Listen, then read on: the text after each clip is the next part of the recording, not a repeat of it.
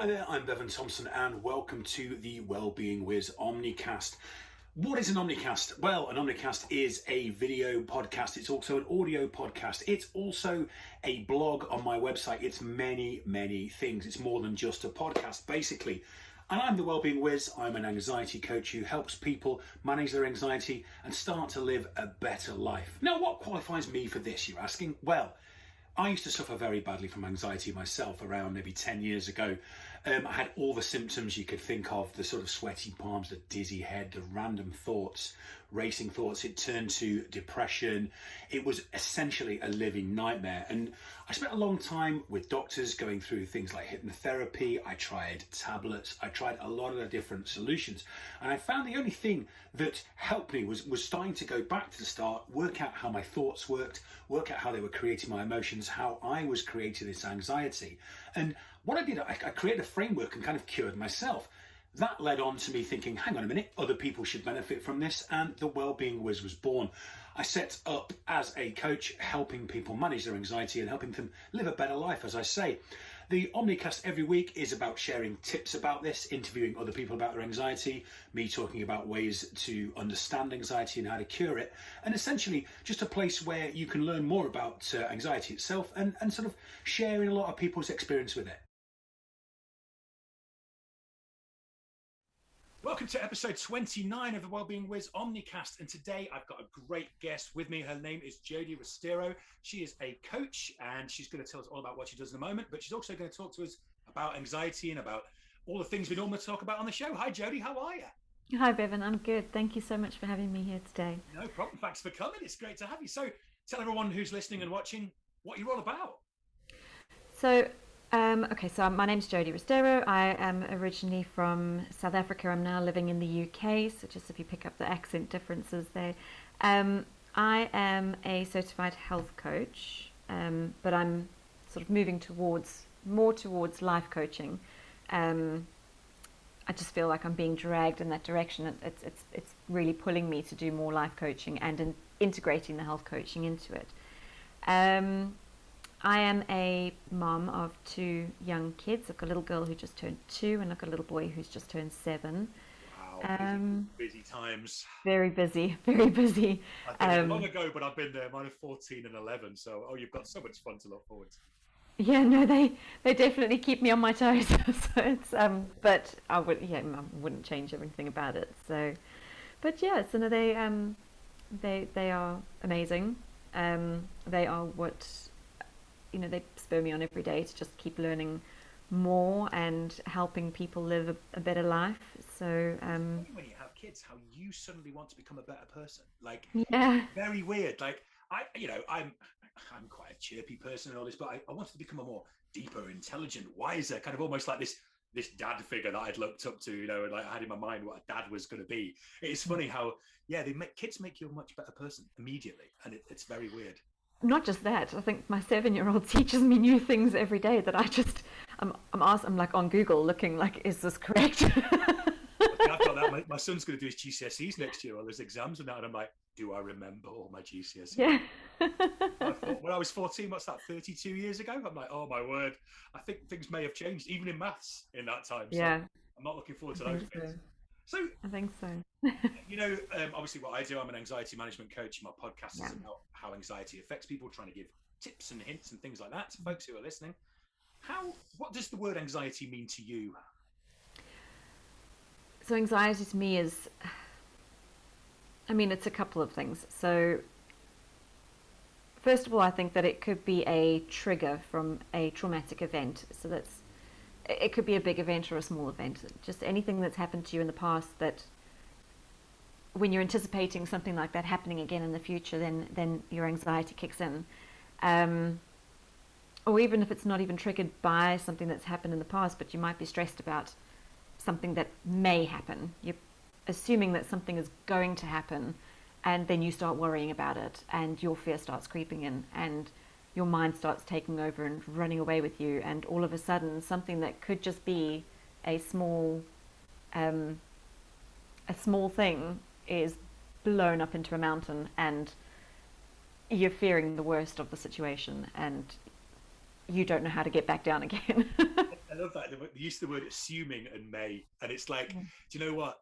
Overthinking I was expert at it, and almost like world champion at one stage, I think. And it's just that kind of, it may happen again, and also things that you've just managed to dream up that may happen.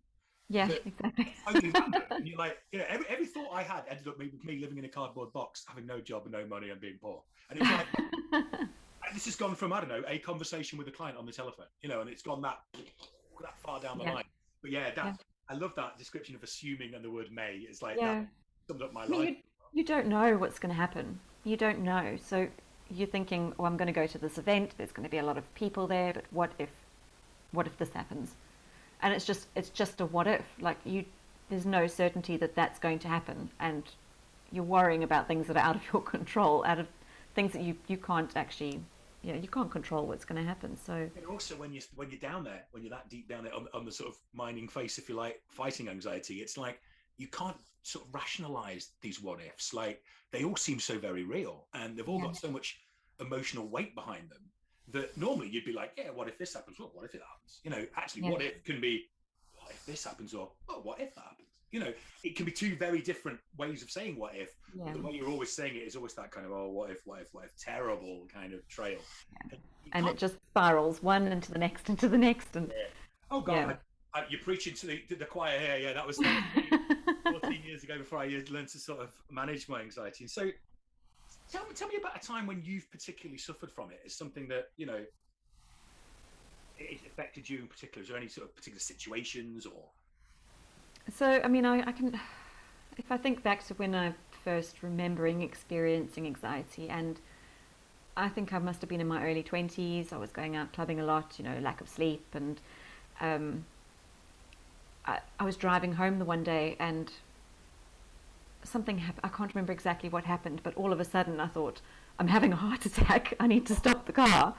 And it just all sort of spiraled from there. And then I would be sitting on the tube going into work in London, and it would get all hot, and it was during summer, and next thing I'm having a panic attack thinking that I'm going to die.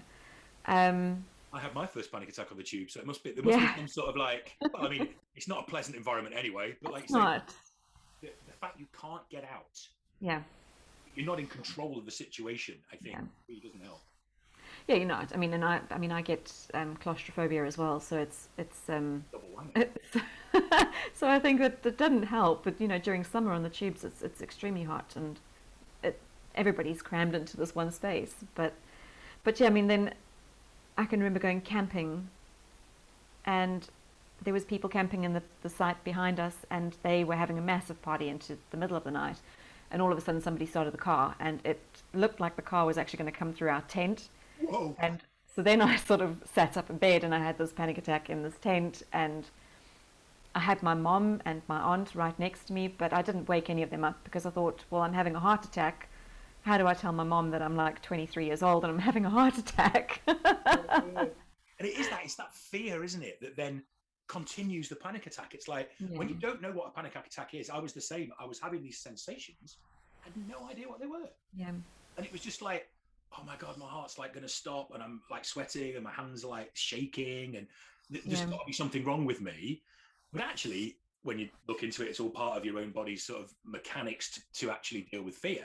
But yeah, it's those dark moments when you're awake in the night and your partner's asleep, or your mom and dad are asleep in a tent or whatever, and you think, I'm alone here, and I'm alone, and it's awful. And then your mind gets racing again, and it creates more adrenaline, and it just carries on. Yeah.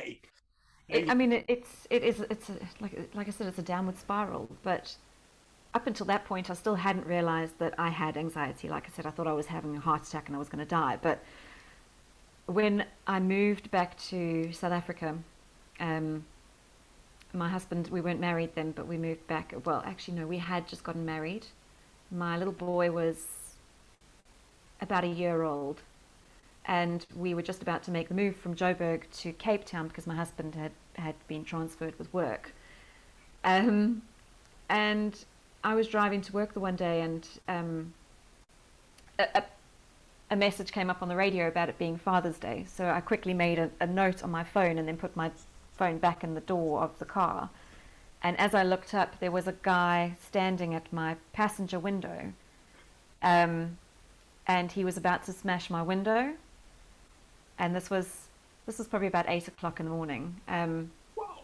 And then his friend came up and tapped him on the shoulder and went, "No, not this car." And they ran like 2 cars behind me, and they smashed her window, and they snatched everything out of her car and ran away. So it was a smash and grab, yeah. So I'd be a bit offended they didn't like my car and my stuff. no, exactly. But I think then they noticed that I didn't actually have anything in my car besides my phone. So Why someone breaks into your car and doesn't steal your CDs? You're like, what's wrong with my music? exactly. But it was then that I actually, so that was fine. I got to work. I was okay. But then we went out for dinner the one night just before my husband left, and we had to take that same route. And a guy walked into the road, and it was dark, and I just started panicking. And we got to dinner, and I thought, I was like, I'm not feeling well. I really don't feel well at all. And then we ended up we didn't have our dinner, and we ended up at A&E because I thought that I was having a heart attack. And that was when it was diagnosed that I had an anxiety and panic attack. I was having a panic attack at that time. And they gave me tablets, like sleeping tablets, which would knock me into a really deep sleep. But I never took them because now my husband was leaving and I was at home with a 1-year-old on my own. You know, exactly. So I think that was when my anxiety peaked. And it was then that I had to...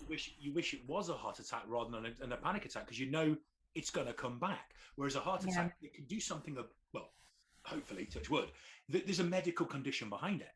Yeah. And at times I was like, I wish I had something rather than just this, because this is like always there.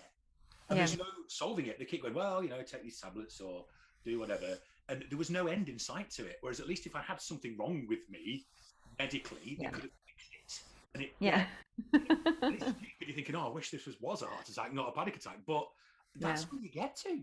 You get that low that you're like, well, I just want it to go away. Well, that's it. I mean, it kind of did go away after that because we left Joburg, and the crime in Cape Town wasn't as bad as what it was in Joburg, and we had a good life, and it was nice just to be able to relax and not worry about it. But then you're not going past that traumatic place every now and again. No, it's not triggering it. Yeah, you're almost out of it, away from. It was like a new start. Yeah, it was like a fresh start. That's lovely. So I can see why. Maybe that's it. Maybe I should just move to Cape Town. That's it. Oh my God, ever. But yeah, I mean, it went away for a while. So I don't know if it was I'd learned to manage it, or it was just that it was a change of situation, that it just wasn't triggered. But it did go away, and then at some point it just crept back up again. We made a big move from Cape Town to the UK, and it's not that was traumatic, but that's bound to be anxious. Coming to the UK would make anyone anxious. I'd been here before, so I wasn't too. I was actually quite excited. I was coming back to my mom and my sister and my friends, and I was actually quite excited. But then over the years, it just sort of started creeping up slowly without me even realizing it. It's coming waves, like big wave, like sometimes you're like, you know what, I've got the hang of this, and then like you say, it sneaks up and we personify it again. It's like, oh, it's back. It's gonna. And I think that's when it creeps up on you, and then because you're then worrying about it, it just keeps coming back even more. Fulfilling, isn't it? And it's like, this is how I work with people. I teach people, you know what? It's not this thing. It takes a while, because to accept that it's you doing it is the most difficult thing in the world. Yeah. And because you can blame it on, this sounds awful, but you can blame it on the incident in Joburg, or it's actually your reaction to the incident in Joburg. And that sounds really horrible to someone who's like really in it, but it takes a little while to realize that your anxiety is an emotion. It's created by a thought, it's created by whatever.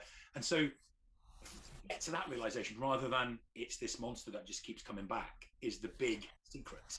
Yeah, that's it. I mean, it's about learning to reframe your ways of thinking about what it is and how it affects you. So I think once you can start to recognize that, oh, hang on, this monster's trying to come back again, then you can learn to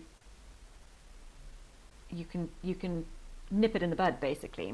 Because I always say to people, you're not going to make it go away. You're going to learn to manage it. It is a completely different process, because you can't make it go away because it's an emotion. It's like trying to make happiness go away, or sadness go away, or joy go away, or whatever. it's not going to happen. You are going to have times when you are anxious because, hey, you're human and welcome to being you. But it's about not reacting to that anxiety and not treating it as any different from any other emotion you're having. And it's super important lesson to learn that. And yeah, so that's fab. So we've gone through the kind of hardest part of anxiety for you would probably be the panic attack, because I know they're just awful. There's I cannot compare it to anything I've ever had before, and it's just horrible. Have you got a secret now that you use to avoid it taking over, to stop it taking over? Like a tip? Yeah, so I think like as soon as I recognize that it's there, I start to get that racing heart and that uneasy feeling, sort of like I don't know what's gonna, like, it feels like something is gonna happen and I don't know what it is. Creeping up and you don't know what it is, but it's coming. But you start to get like that shaky feeling and then an uneasy feeling, and then that's when it spirals more. But I recognize this is anxiety.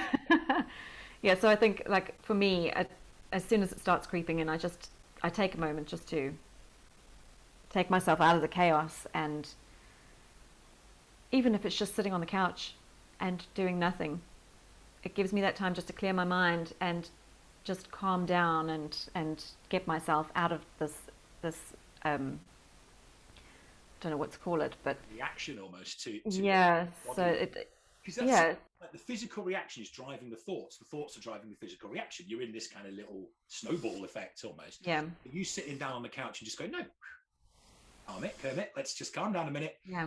Just have a look. And it's that third party stepping away going, I'm getting worried because of a feeling of worry. And just like it's almost just distracting your mind onto something else, so that you're not focused on something that may happen.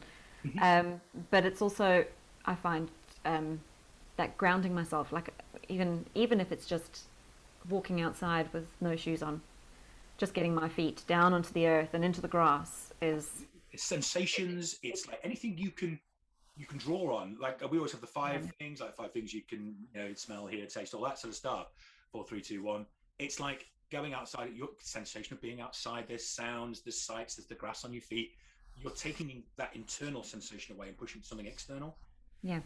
And it's a good move. That's a good tip for everyone. That obviously it doesn't work so well in winter because your feet will get cold, but frozen to the floor, so we'll have to come and chip.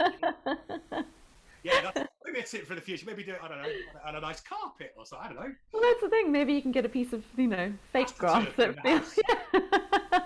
that feels really real. You can put your feet on there. So me and you now need to invest in an Astroturf company and put it on the bottom of the thing to sell it to people. Your winter grounding plan. You could sell a grounding pack, couldn't you? With like headphones with some sound, something to touch, some Astroturf. Yeah. So who's marketing this first, me or you? Some sort of contract, binding contract between us.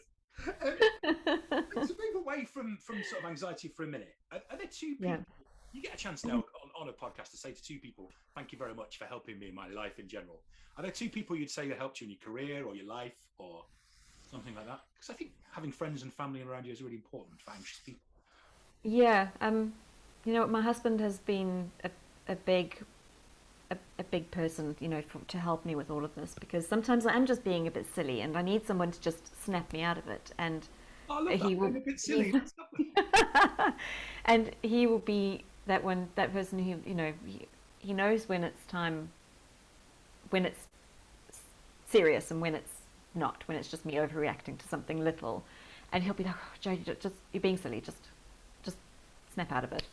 And that's when I'm like, well, he just told me I'm being silly. But then I step back and I take a moment and I'm like, well, actually, you know what? I am being silly, because it just makes you think about it a bit more. He knows that fine line, which is good, because a lot of people, if he always said you're being silly, it's belittling something that's really quite scary to you. But if he's always paying massive amounts of attention to you, that's probably going to think, oh my God, he thinks I'm ill. Like there's loads of it. He's got that lovely fine line going on. That's quite cool. Yeah. So he's been a big help for me to actually push this past. I mean, obviously he was there with me when I had to go into hospital, when we rushed off to A&E for this. So he was there. So he saw that big effect, and he knew how scary that was for him as well. But yeah, I think he's kept me grounded, kept my feet on the ground, and not let my mind run away with me too much as well. So I'm a big dreamer. I'm a big hand on the till. My wife's the same. She's very calm, very steady.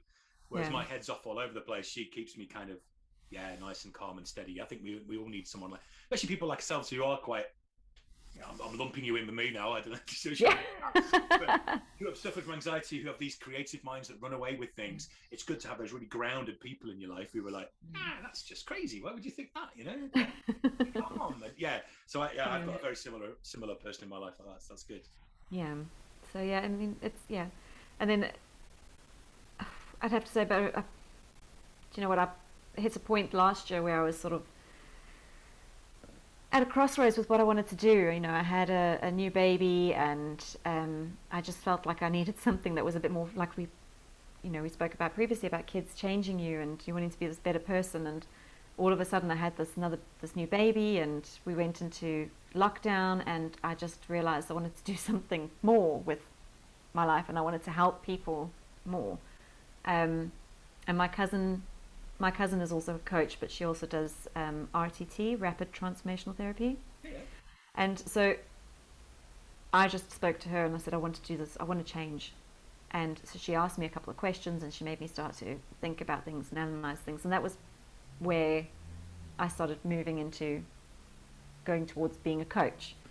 So so if it comes to helping me in my life and helping me with my career changes, then I'd say that those are the two people that have supported me along the way. Everybody has supported me. I won't just generalize it down to those, narrow it down to those two. That's it. You're allowed to. Everyone else. You say no. You don't matter. I know what you mean. There's varying degrees, but if you've got that backing at home, I think it's one of the most important things.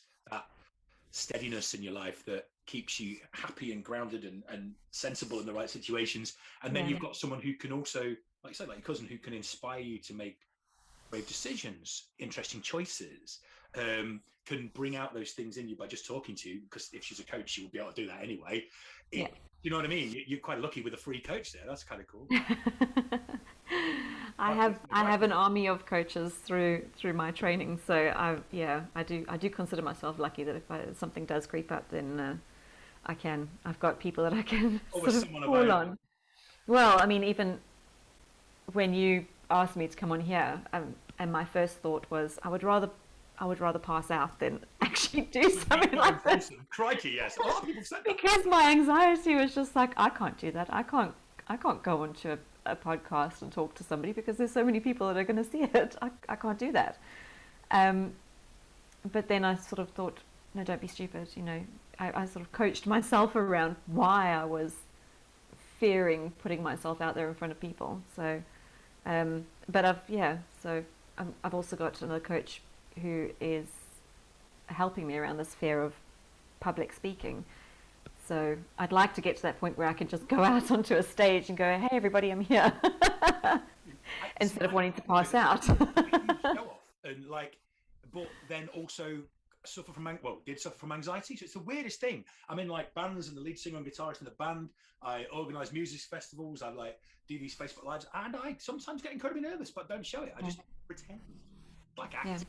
I was like that when I was younger. I wasn't afraid of getting out there, and this is where I actually coached myself and I realised where this fear came from. It was when I was at school, I played one of the musical instruments, and we went over to Germany, and we did a live performance, like a live show in Germany, and I made a mistake on the stage, and even though nobody would have noticed because it was just one of the backing sounds, to me, I noticed, and that fear creeped in, and I left my instruments and I just walked off stage. I just crept off. And since then, I've just like, I can't go back. I can't do this again. I can't put myself out in front of people because, and you know, what if I make a mistake? What if I make a mistake? Exactly. But funny enough, if you to talk to my bandmates, they'll tell you I make mistakes all the time, and just I just pretend I haven't and blame someone else. Yeah, exactly. That's what stopped me from actually putting myself out in front of people for wow. gosh, 20 years. Go back there and see these things. And my very first episode of this podcast was about how I was scared to do a podcast. So Yeah. that might be the first episode of yours. Yeah. Okay. Is there anything you would suggest to the people listening and watching that you do every day as part of a routine that is a good thing to sort of for your mental or physical well-being that you think, yep, everyone should do this? Just even take 5 minutes out to yourself, because I know that as moms, as parents in general, you know, we get so busy running around and doing things for everybody else, and whether you're an employee or whether you're running your own business, you're just trying to fit in the work and making sure you get everything done, but you're not taking time for yourself. So even if it's just 5 minutes, just to be quiet and, you know, do if it's something that's in your routine, like doing affirmations or a meditation or yoga or something, just making sure that you take even 5 minutes to yourself every day and just have some quiet time. Or I'm a big fan of car karaoke. Okay. Oh. Yeah, so I mean, even for me, just like I drop the kids off at school and then I'll put on a song and just sing as loud as I can on the way home. What's your karaoke classic? What's your tune? It's whatever I feel at the moment. Oh, really? All right. Because some people have mine's always an Elvis number at karaoke. I've not heard an Elvis song. This morning it was just a song that came on the radio, which was the New Radicals, "You Get What You Give." Oh, so, right. and I love that song. I do love that song. So that was it. Pump the music up and. It's that allowance to do something for you. Yeah. And it's not like it's not necessarily doing anything. It's allowing yourself to do the thing, allowing yourself to switch off, allowing yourself that little bit of space to go. Do you know what? Yeah, I'm having 5 minutes out. Mine's like at lunchtime. I'll watch a TV program at lunchtime, so I'm catching up on things like, you know, all the stuff on Disney Plus, on Netflix. But I'll sit and have a sandwich, and that half an hour I'll be like, right, you know, this is my time. I'm not going to break into that time. So yeah, today's The Mandalorian, for example. So, yeah, I mean, even if it's dancing around the kitchen while you're eating, like eating dinner, it would be impossible to dance and eat. It's fun to watch. Dancing While Eating, BBC Two's new celebrity show. But yeah, I love a dance around the kitchen while I'm cooking. I love it. Kitchen discos were really popular during lockdown, weren't they? They became a bit of a thing. Yeah. People were having kitchen discos. I think, to be honest, I'd rather go to a kitchen disco than an actual disco. No. But anyway, let's move on to the fun stuff. This is I kind of like to have two halves of the podcast, really. Half that's talking about quite serious, dark kind of matters, really, and then make it really light and fun. So this is a great question. What's your favourite word, and what's your least favourite word?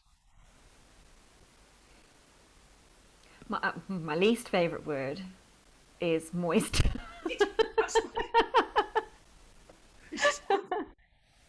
I don't like it. Oh yeah, no, I don't like it. Got connotations, hasn't it? It's just not nice. And it's not a nice word. And it's the sound of the word and just the meaning of the word and just. You're right. I'm with you. Favorite word. I don't know if I have a favorite word. Really? Yeah, I don't know if I've got a specific favorite word. I don't know. We've had some crackers. We've had defenestration. That was a good one. Oh. Throwing people out of windows. There was Is that what it means? Yeah, there was a defenestration of Prague back in history where they threw all these like bishops out of the window. And my intellectual friend David was like, "Oh, defenestration. A, it's a lovely word, and B, what a random word to have, like a specific very random word to have. Chucking people out of a window." And I think, mine is onomatopoeia, just because I like saying it. It's got that lovely kind of up and down. Yeah. I haven't got a favourite word. Just at least favourite word. I don't think. I mean, I probably do, but I just can't think of it right now. So. We'll have to do an addendum, like a 5-second extra podcast. My favourite word. Yeah, I've remembered my favourite word. Okay. Now then, this is one of my favourite. I've stolen this from Radio 1's Greg James because I love it. I don't listen to Radio 1. I just watched a video once on YouTube with Justin Timberlake, and he was on an episode of this. He does a thing called unpopular opinion, where people ring up and give an unpopular opinion on something. For example, mine is all the music of Bryan Adams should be deleted from history. It is terrible. All of it. Life of Pi was an awful movie, and everyone else seemed to enjoy it, and I hated it. And singing in Disney films makes me feel really queasy. I'd hate it. I really hate singing in Disney movies. Opinions. Do you have one? Do you know what? I probably do. Everyone does. They just keep them to themselves. Yeah. Last week's was poor old Kat last week said that hers was she didn't want England to win the Euros because her wedding day was on the day of the I think the final. Oh, so everyone would have like buggered off to watch it on the telly, and we've got to the semi-final tonight. I'm like, oh, Kat, oh, Kat. Oh dear. Oh So, dear. that was her unpopular opinion last week. I think I think I've probably got quite a few unpopular opinions, but I just can't think of what they are right now. Don't worry. Can we add that in the addendum? Absolutely. We'll do this like the part two, the revenge. I know, you just want to come back and have another go. I see. Okay. Actually, one of my unpopular opinions, everyone who comes on answers this next question in a particular way. So we'll see if you have a similar way. Got it. What piece of advice would you give to your 20-year-old self if I could lend you my time machine? Because I have one. Amazing. So yes, if you could go back and see 20-year-old Jody, what would you say to her? Is there anything in particular? Don't spend so much time in nightclubs.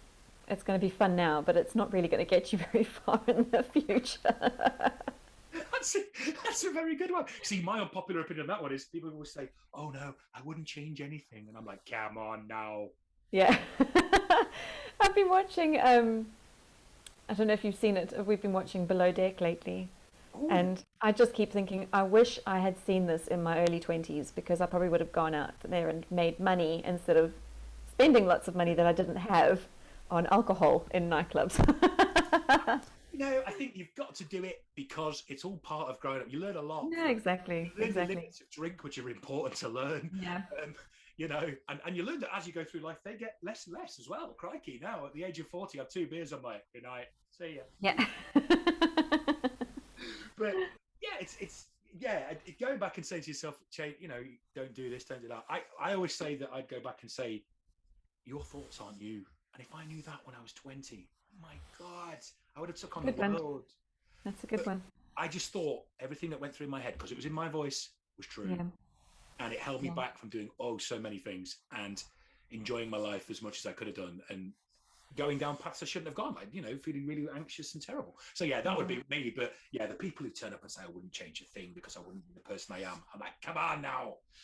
No. I mean, there's always all the results from all the World Cups, so you can bet on them. You do all sorts of things. Come on. You know, my popular opinion is those people are lying.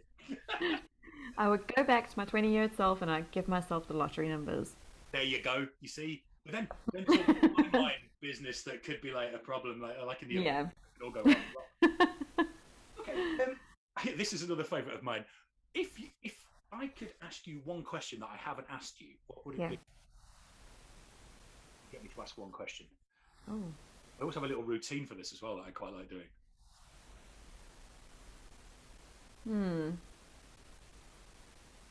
There was one question that you could have asked me that you haven't. Yeah. Advertising, isn't it?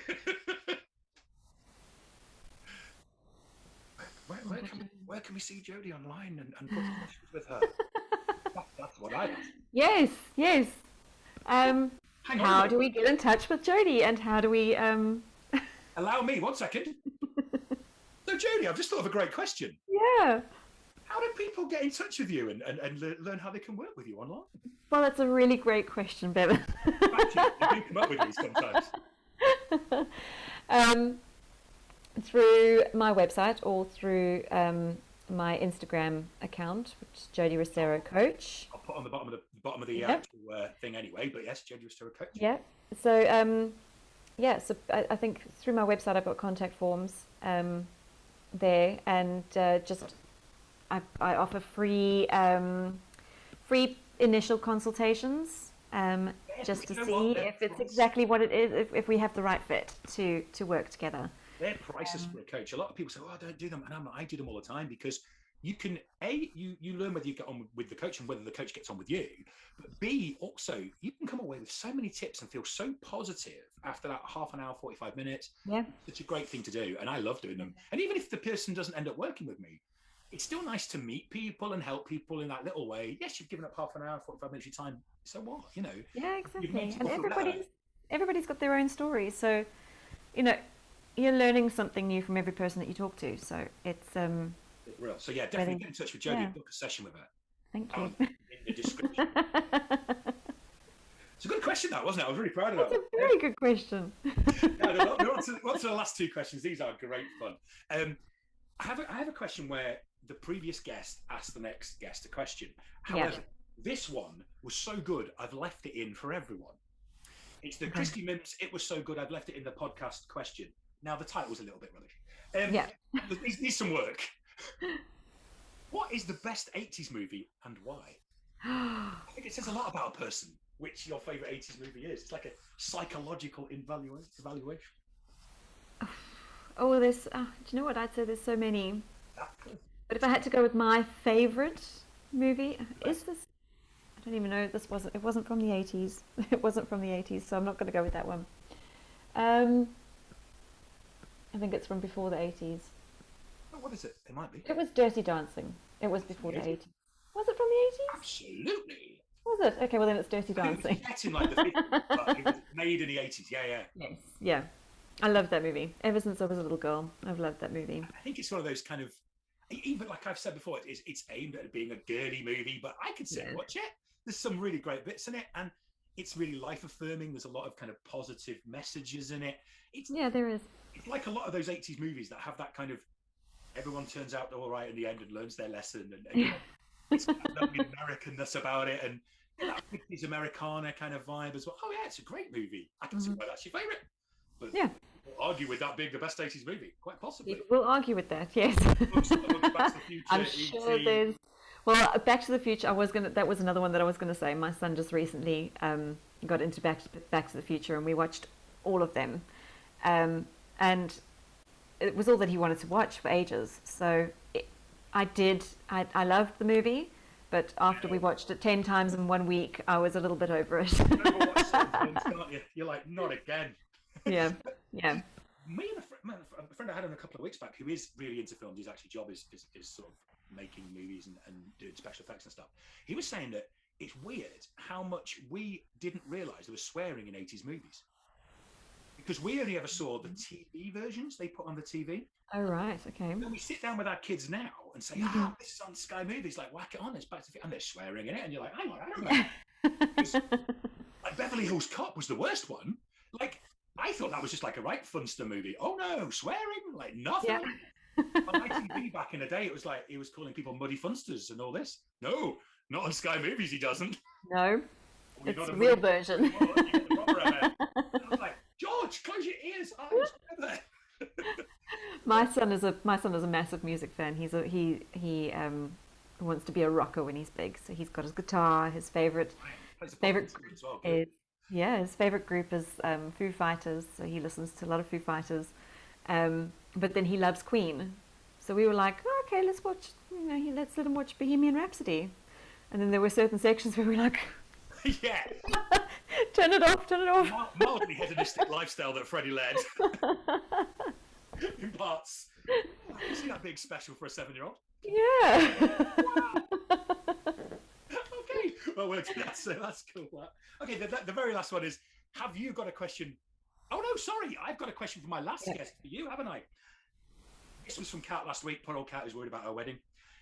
She said, I know the pandemic was awful, which it is, because I had COVID myself. I never want that again. Crikey, it was horrible. Yeah, I did too. Yeah. What positive changes has the pandemic brought to your life? Positive changes. There's been quite a few. So obviously, I became a coach. So that was a big change in my life. But, I got to spend so much time with my kids at home, which I worked full time when my son was little. So he was at nursery from 4.5 months. Well, he was at nursery from 4.5 months old. And I got to spend some time with him. I got to spend quite a lot of quality time with him when my little girl was sleeping, because obviously she was still tiny. Yeah. But also getting to spend that extra time with my little girl as a baby, and now coming into 2 years old. My husband has been working from home since the beginning of the pandemic. So he has gotten to spend a lot of time with the kids as well. Really? Yeah. So I think it's the quality family time that we actually got to spend together, which is the best part about it. So it's great. I mean, all these people have these wild ideas. I'm going to learn Esperanto and learn to unicycle, and I'm going to do this and I'm going to do that. And actually, everyone just appreciated the world stopping for a bit. Like, funny enough, when I was really suffering from anxiety, my big sentence was, I wish the world would just stop for 5 minutes so I can get my thoughts together. Yeah. I think I created and it. it did. I was worried that I might have manifested the pandemic. There's a few of us together. I remember when I used to say that, and we're like, has all our combined power like created this kind of weird... I mean, that's probably an ego thing, us thinking we can create that. But like, have we wished this on the world? Yeah. What's that? Yeah, no, I think we needed it. I mean, my son just loved, we'd go out, put the baby on the back, in the carrier, and off we would go on long walks, and he loved it. He loved it. It gave us back what we've lost. Yeah. A little bit of realization that, hey, and also people change careers, people did different things. You realize what you wanted to do because you had that reflection time, you weren't rushing around. It's taken an awful lot from us, don't get me wrong, but it's also given us that reality check, I think. And also, it's made us start getting political, but it's made us look at the way we are being told information as well. Yeah. The news every day is like, bang, this number of people dead, bang, bang, have this, get worried, get scared. And people have started looking around it now and started saying, well, hang on a minute, if this is this, because they've got time to. And it's sort of undermined the way that these main media networks are pumping out information 24 hours a day. They have to fill news slots, so fill it with fear. And people have started living without fear a little bit more. And we actually got to a point where at the beginning we were watching the news sort of every day, and then we got to a point where we were like, this is not helping us, it's just making us a little bit depressed. So we just stopped watching the news. Yeah, we started watching Back to the Future.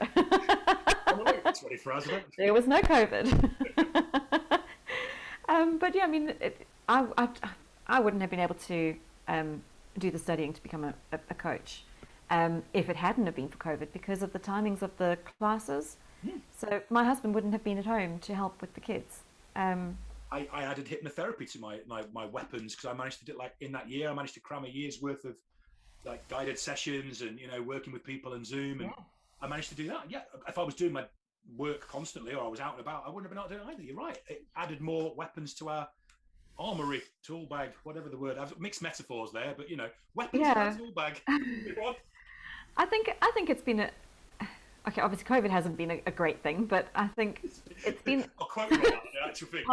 Parts of it have been a great thing, because you've got mums who have had to stay at home because they can't afford childcare, who are now perhaps maybe able to find a job where they're able to work from home and put their kids into childcare for part of the time instead of the whole time that they would have had to with traveling to an office or whatever. So I think it's maybe helped more people get back into work as well. If you don't have to be commuting here, commuting there, at an office all the time. You can, with the technology we've got, you can work from anywhere.